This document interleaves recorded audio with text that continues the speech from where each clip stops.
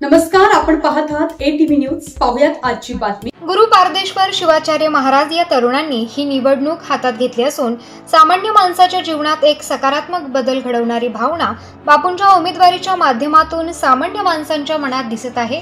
या भावनेचं प्रतिबिंब 20 तारखेच्या मतदानात आणि 23 तारखेच्या गुलालात दिसून येईल, अशी प्रखर प्रतिक्रिया आमदार डॉक्टर विनय कोरे यांनी दिली। ते गुरु पारदेश्वर शिवाचार्य महाराज यांच्या प्रचारार्थ वसमत येथे आले होते।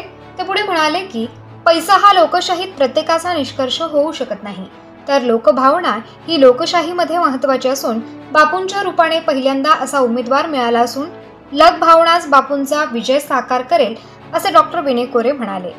विशेष म्हणजे गुरु पारदेश्वर शिवाचार्य महाराज यांनी प्रचारात प्रचंड आघाडी घेतली असून ठिकठिकाणी मतदारांकडून त्यांचे स्वागत करत पाठिंबा दिला जात आहे।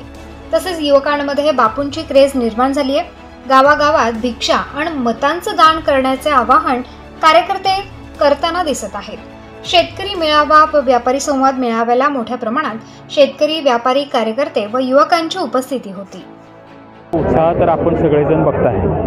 तरुण मुलाने निवडणूक हातात घेतलेली आहे आणि सामान्य माणसाच्या जीवनात बदल घडवणारा एक सकारात्मक भावना बापूंच्या उमेदवारीच्या माध्यमातून आज या मतदारसंघातल्या सामान्य माणसाच्या मनात दिसते आणि ह्या भावनेचं प्रतिबिंब खरं तर 20 तारखेच्या मतदानामध्ये आणि 23 तारखेच्या गुलालाच्या उधळणीमध्ये आपल्याला बघायला मिळणार आहे।